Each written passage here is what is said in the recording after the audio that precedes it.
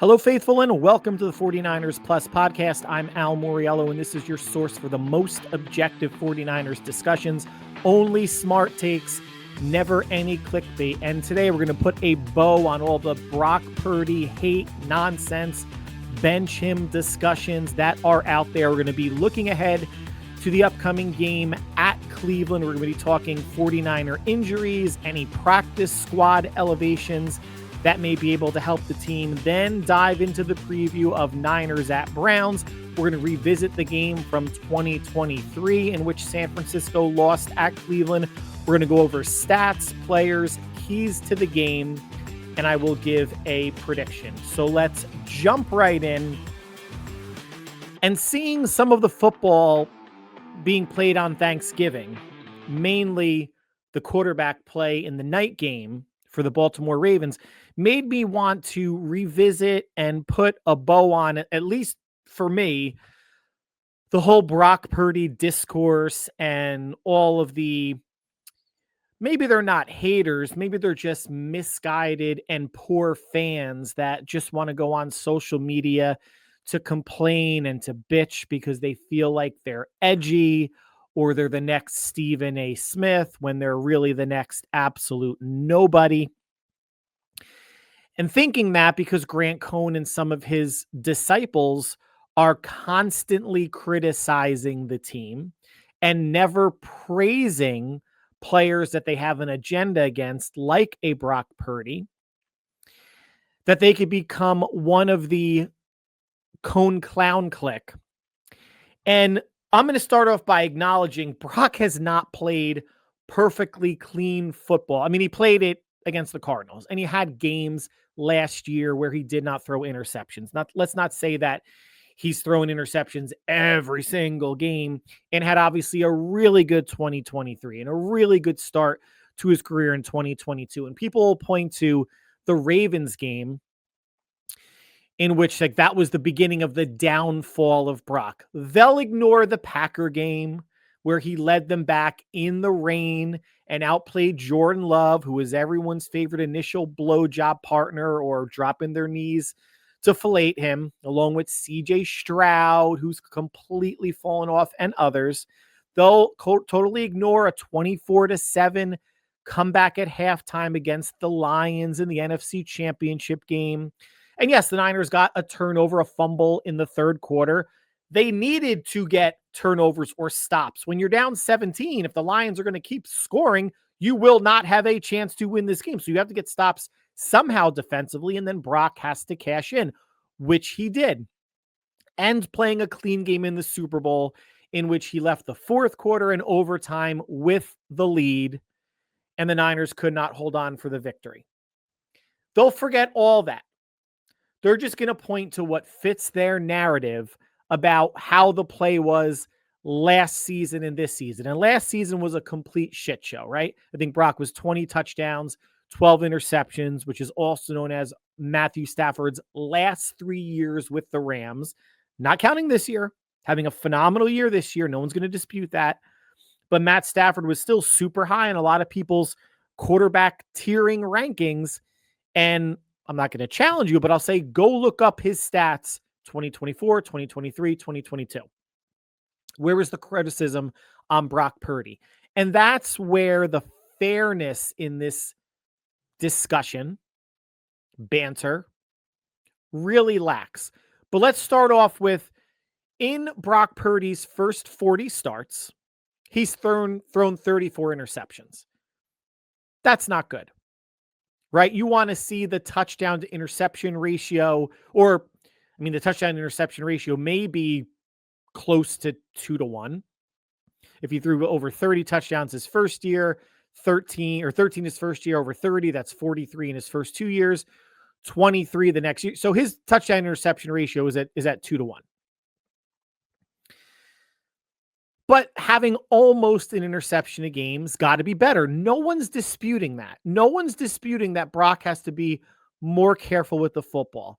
Take what the defense gives him more. You're never going to totally wipe the gunslinger mentality out of him.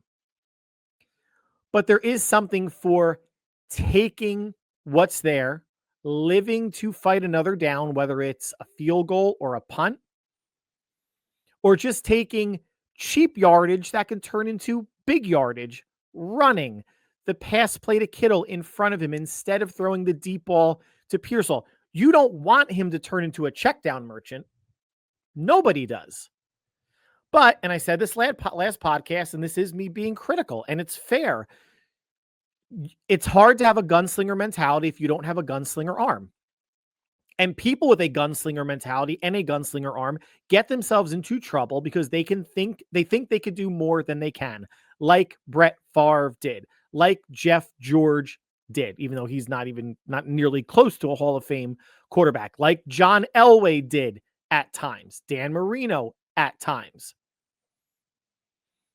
Brock doesn't have a strong arm, so you have to compensate with anticipation. And if the ball is off by even a foot, that's going to get knocked away or picked, which is what we saw in 2 of the 3 interceptions last week. But in Brock's first 40 games, he's thrown 34 interceptions. Let's go over an abbreviated list of highly touted quarterbacks who've thrown just as many or more in their first 40 starts. Tom Brady, 34. Steve Young, 35. Joe Montana, 37.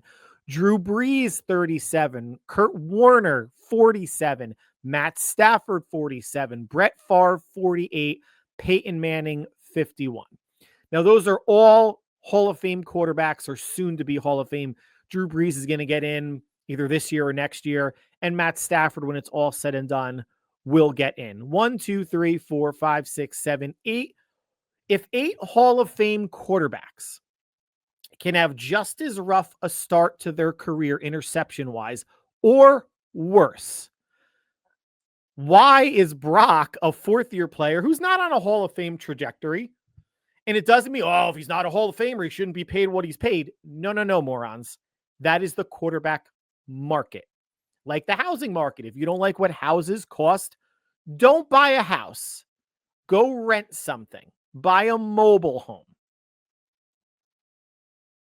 Rent a house and get 2 other roommates to live with. If you don't like what it costs, then you can't be part of the game. That's what it costs Trevor Lawrence and Tua and Jordan Love and Brock, among others. But you have all these Hall of Famers that have had a worse start to their career in terms of throwing interceptions.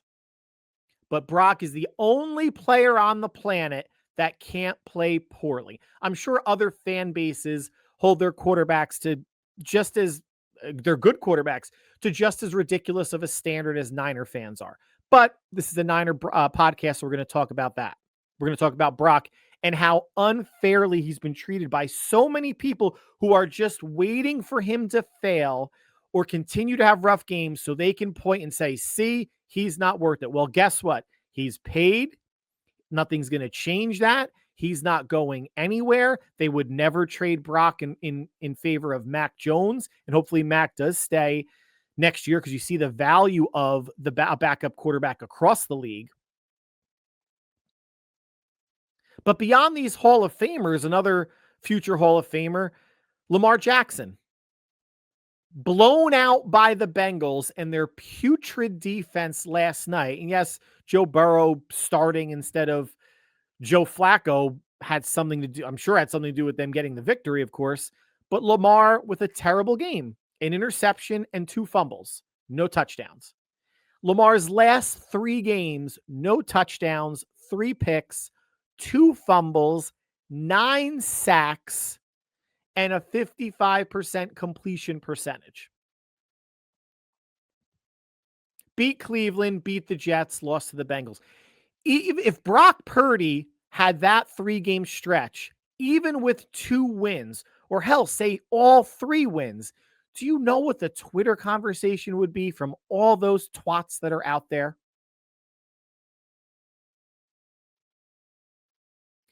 Josh Allen has 5 interceptions his last 3 games, 2 of which are losses. 1 was to the Dolphins at Miami. The other at Houston, where he threw one of the worst interceptions you will ever see in your life. It doesn't matter that Lamar and Josh can show these sterling, high energy, high athleticism plays with their arms and legs. So they get excused when they play badly. And people will point to, well, it's a trend with Brock. Look at the 34 interceptions in their first 40 games. Look what he's been since the Raven game on Christmas. Quarterbacks are allowed in the NFL to have ups and downs. No one, it's so rare that a quarterback is playing like Stafford has. It's almost unheard of. What, 27 touchdowns since his last interception? Almost unheard of. That is not the norm. No one is saying that Brock doesn't have to play better, doesn't have to play smarter, take care of the football a little bit more. How much the toe is affecting him, we'll never know. He says it's not. How much he's feeling pressure or pressing because of the contract, he's saying not. We will never know. He needs to get back to his mindset of being a point guard, distributing to whoever's open, and then the shot plays will be there. The chunk passes will be there. But and I know me saying this, it's one, I'm not one of the lone voices in the wilderness, but at least on social media, the minority, or it's the loud minority that's getting the attention, but it proves to me how much they don't know quarterback play. They don't know football. They're there for negative engagement and clicks. And to be actively rooting against a player or always criticizing a player on your favorite team, where is that ultimately getting you? You are not influential at all. No one's, and the organization's going to listen to you. Brock's not going to sit until he's 100% healthy because he's never going to be 100% healthy this year. Unless Brock regresses, he's the quarterback. And it's amazing to me that people keep having a conversation, I guess myself included, just because I'm seeing it on TV, on social media, how adamant people are about a consistently bad take. Brock has room to improve, but not nearly as much as you non-10 creators have room to improve with your football IQ, your 49er knowledge, and your Brock Purdy takes. Now let's get to the Niners specifically. Injuries, Tatum Bethune still out. Hopefully he can come back after the bye. Sam O out. He's going to miss multiple weeks as well due to an ankle injury. We'll see if he can come back after the bye, or the Niners tend to not put players on IR until right before their upcoming game. We'll see if that's a possibility for Sam O. Not sure. Defensive end Robert Beal is out of concussion protocol. He's been a full participant at practice, so he will be able to play. Transaction of note, the Niners signed linebacker Eric Hendricks to their practice squad. If you remember, this was the linebacker they had a verbal agreement with last year, who then decided to sign with Dallas because he would be getting, he thought, more playing time there. Niners had to pivot to Devondre Campbell. We all saw how that turned out. Eric Hendricks started 15 games for the Cowboys last year, 138 tackles, 3 sacks, 3 pass defense, 2 picks, and 1 fumble recovery. To be determined how long he remains on the practice squad before being elevated temporarily or promoted finally to the 53 with 6 games to go. And we'll see if he gets any playing time, if he's elevated at all this week against the Browns. Now, potential practice squad elevations. They're going to need help at defensive end, so I would love to see them elevate either defensive end William Bradley King or Andrew Farmer. So you have 4 pure DNs, 4 pure D tackles, and a tweener for the Browns game. So Huff, Farrell, Beal, and either King or Farmer as your DNs. Collins, Elliott, West, and Davis as your D tackles, and Keon White as your tweener that can play in either spot. Those are the 9 defensive linemen I would like to see against the Browns, and for, well, they have a bye after the Browns, and I would say, and for further notice, until players, get healthier, whether it's, a Sam O or a Yetur Gross-Matos. Kyle said that they're not opening Ayuk or Yetur's practice window until after the bye. That does not mean right after the bye, sometime after the bye. And the other elevation, linebacker, either Jalen Graham or Eric Kendricks. Someone needs to be elevated to have 5 linebackers on the 53-man roster. We'll see who that's going to be. Now let's get into the game. Niners at Browns. The line opened up at San Francisco, favored by 6.5. It's now at 4.5, and the over-under is 35.5.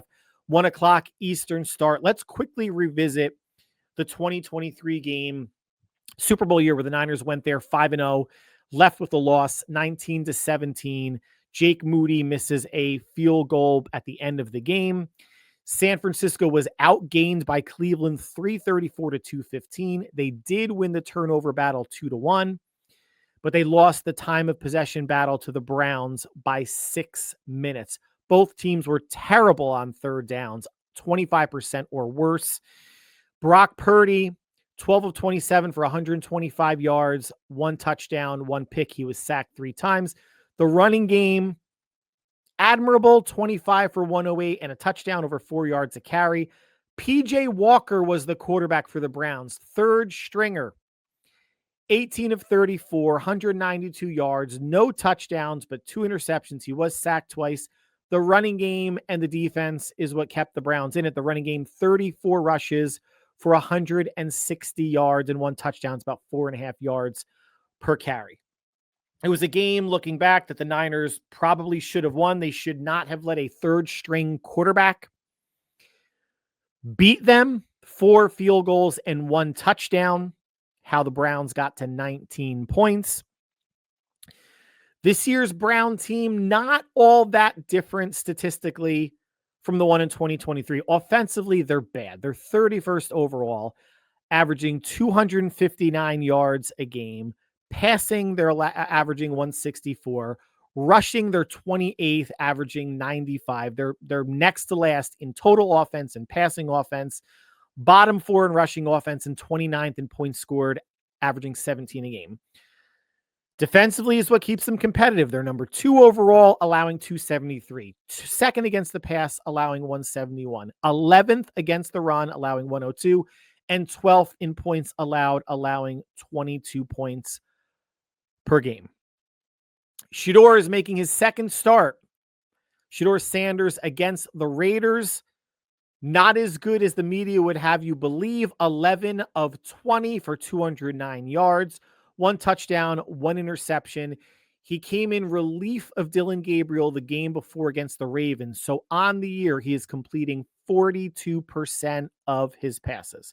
The running game goes through Quinshon Judkins, 667 yards on the year, 7 touchdowns. Rookie tight end Harold Fannin leads the league in receptions, 48 for 462 and 2 touchdowns. Then you have Jerry Jeudy, 32 for 395 and 1 score, and David Njoku, 30 for 288 and 3 touchdowns. Defensively, among the league leaders in sacks with 42, Myles Garrett with 18. Then you have defensive tackle and former 49er Malik Collins with 6.5. Everybody on the Browns not named Myles Garrett has, as a team, 10 more sacks than the 49ers. Myles Garrett by himself has 4 more sacks than the 49ers. Interceptions, the Browns have 9 as a team, led by a safety and one of their linebackers, cornerback Denzel Ward, just with 1. This is a team that could be stymied offensively, right? Shedeur in his second start. First at home, there's going to be a buzz, right? Like everyone says, there's a lift sometimes when the backup quarterback comes in, or when there's an interim head coach, you get that energy bump. Shedeur's first start at home, they're going to get that. It's going to be a tangible thing. What Brock is going to have to deal with, along with Shedeur, let's not forget this. And, oh yeah, he played 2 years in Colorado, but he also played 2 years in Jacksonville State, or wherever he was. Was it Jacksonville State? Prior with Coach Prime, prior to coming to Colorado, playing in Florida. They're going to have to both deal with a 60% chance of precipitation in Cleveland, probably going to change to snow in the afternoon.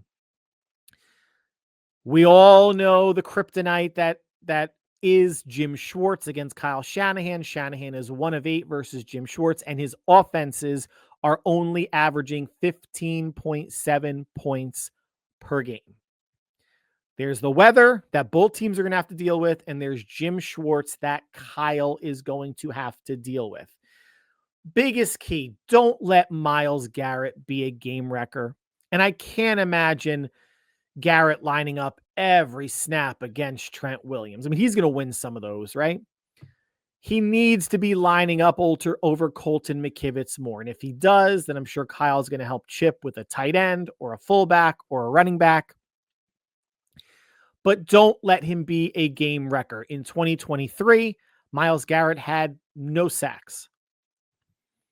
Browns had 3 as a team, but Myles Garrett was not a game wrecker. San Francisco has to protect the football, and it starts with Brock Purdy, right? Yes, Christian McCaffrey had a fumble last week that was recovered by San Francisco, but this should be the game. And Jim Schwartz's defense is so multiple and so aggressive that saying take what Schwartz gives them is almost an oxymoron, because there's going to be some plays where he gives them nothing. And that's okay to eat it, to throw it away, to break the pocket and pick up 3, 4, 5 yards on the ground. Brock's running needs to be a factor this game to the tune of 25 to 40 yards on the ground. I'll say 25 to 35 yards on the ground.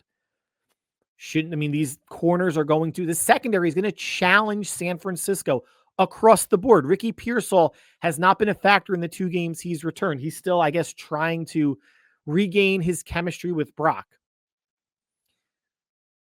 Kittle available, Jennings a week healthier, Demarcus Robinson, obviously McCaffrey, Brian Robinson, Kendrick Bourne. Where have you gone since Brock's return? Where has Kendrick Bourne been? And I'm sure Jordan Watkins is going to be inactive, and Sky Moore, maybe some receiving duties in addition to some good special teams play as of late. Protect the ball. Don't compound mistakes. This goes for offense and defense. Don't let an interception or a fumble turn into a second turnover. Don't turn a bad read and a forced throw turn into a second or third of those. Don't turn a 3rd and 4 not converted, but then there's some sort of illegal contact on the back end for San Francisco. Don't turn penalties into a snowballing situation where you get grabby or you're jumping off sides or you're holding Myles Garrett or whomever else. I don't want to say unnecessarily, but try to play a relatively clean game. They won't play a clean one, but a relatively clean game. Protect the football and don't compound mistakes. Run the ball to control the game. Cleveland got over 30 runs in 2023, 34 runs. The Niners managed 25. They were basically just as productive from an average yards per carry. But the fact that the Browns played defense, controlled the ball on the ground, controlled the clock with 6 more minutes of time of possession, that's what 30 plus rushes is going to give. And if you're going to get there, that means Brian Robinson has to have close to 10. He does. Control the game, running the ball, running it well. I mean, Cleveland's defense is really, really good, but you can score on them. They're giving up more than 3 touchdowns a game at 22 points, and you can run the ball. I mean, they're top 11. Let's not get nuts. This isn't a bottom 10 run defense, but of the running and passing, you're going to lean into running, and I'm sure Schwartz and the Browns defense is going to look to take that away. Force Purdy to beat them. I would do that. I'd rather have Purdy beat me than McCaffrey. And it's not like the Niners running game is all that good. I think they're still not at 100 yards a game, but their run defense slightly better than the Browns run defense. Their points allowed slightly better than the Browns points allowed. And offensively, they're better than the Browns everywhere. But it's that, again, I always talk about deltas and differences. Where's the bigger difference going to occur? Between the Browns defense and the Niners offense, or between the Niners defense and the Browns offense? Niners with a middling defense against a bad offense, very good defense against a very good offense. Who is going to flex more? Where is there going to be a bigger gap? And whichever matchup has the bigger gap, as it plays out throughout the game, that team is going to win. I can see the Niners, like the 2023 game, win the turnover battle and lose the game. I can see that in an ugly, close game. Now, the defense should focus on stopping the run. It's not like they are a great running team, averaging 95 a game, but make Shedeur beat you and don't play soft versus Shedeur. Yes, there's going to be that initial energetic boost to start the game, both on offense and defense. Withstand the first quarter because Cleveland's a 3-8 team. They are not a good team across the board offensively. Overall, holistically, they're not a good team. They're 3-8. But the fans are going to be in it, if for no other reason than they wanted to see Shedeur start all year, or at least the majority of fans did. It's going to be, the dog pound is going to be rocking. But if you can withstand the first drive or two on offense and your first drive or two on defense, is Shedeur maybe going to make a splash play every once in a while, breaking the pocket? I mean, this is a game where maybe you send the house at him a lot. That 56% blitz rate against Matt Stafford, that should be your blitz rate against, or maybe that's excessive, 45% against Shedeur. Make him think, make him process, make him distribute to the weapons they don't really have. Speed up his clock, force the issue. If you had a good defensive line, you can rush 4 and drop 7 all game long. But you don't have a line that's getting pressure. You don't have a line that's getting sacks. You have a line that's getting minimal-ish pressures, but they need help. You're 4 against their 5 plus a tight end or a chip. That they're going to win because you don't have, outside of Bryce Huff, who's a situational pass rusher. He's a third down pass rusher. You're not going to have one-on-one wins. And you're not going to have 1-on-2 wins at times. Go down, swing. Now, this is a game they should win. The Niners are objectively the better team. But the Schwartz-Shanahan matchup, the potential weather situation where it's not just Brock playing the weather, guys. It's Shedeur also. And is anyone here convinced that Shedeur is going to play well in rain or freezing rain or snow? No. But if that is what the game is going to be for the entirety, let's say 3/4 of the game, then Brock needs to be in point guard distributor mode, not force it mode. Brock is too intelligent of a quarterback and processes things too well to not.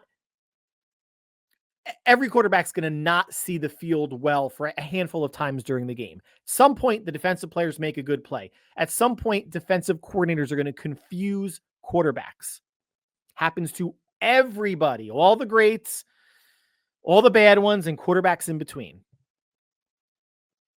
But if checkdowns are there, short passes, is Kyle going to, dial up any sort of horizontal pass play? Where the bubble screen's going to be? Does Sky Moore get involved in any gadget plays? I don't want to say make it easy for Brock, but when you're going up against the number 2 defense in the league, overall in pass, I don't think you need to, how much you want to challenge them in a tight window situation. All it takes is a hand on the ball, batting it up, interceptions, or a ball in this weather that's behind a receiver that could potentially get picked off. Hopefully just knocked down, but picked off. This is such a big game for San Francisco at 8-4 to stay another game ahead of the Lions, who are now 7-5. So if the Niners can get to 9-4, you're a game and a half up on Detroit. Where it doesn't hurt them from a loss standpoint is it's an AFC game. The Niners have a very good conference record. They still have Seattle and the Bears left in terms of their conference games. And I'm not sure if I'm forgetting one, but I think those are the last 2. This is such a big game to get to 9 wins when you still have Tennessee coming. You have Indianapolis with apparently Daniel Jones playing on a fractured fibula, which is not a weight-bearing bone, but since that injury has been revealed, he hasn't played all that well. A Bears team that we'll see what they do. I'm recording this on Black Friday. We'll see what they do at Philadelphia today. Feels so dirty that I have to root for the Eagles, but I will. And then a Seattle team where it may or may not matter for them in Week 18, but a Seattle team that didn't cover against Tennessee last week. Coming into Santa Clara, last game of the season. That could be a game for the last wildcard spot. Who knows? But this is such a big game for San Francisco to get against a team they are better than. 4.5 points in Cleveland means 7.5 points. Neutral site means 10.5 point favorite in Santa Clara. But I think they're going to lose. And I think they're going to lose 20-17. The 2023 game is the blueprint for Cleveland. You have a young quarterback, not a very good quarterback right now in PJ Walker. Was over 50%, barely, threw almost for 200 yards, 2 interceptions, 2 sacks, did enough, was complimented by the running game enough.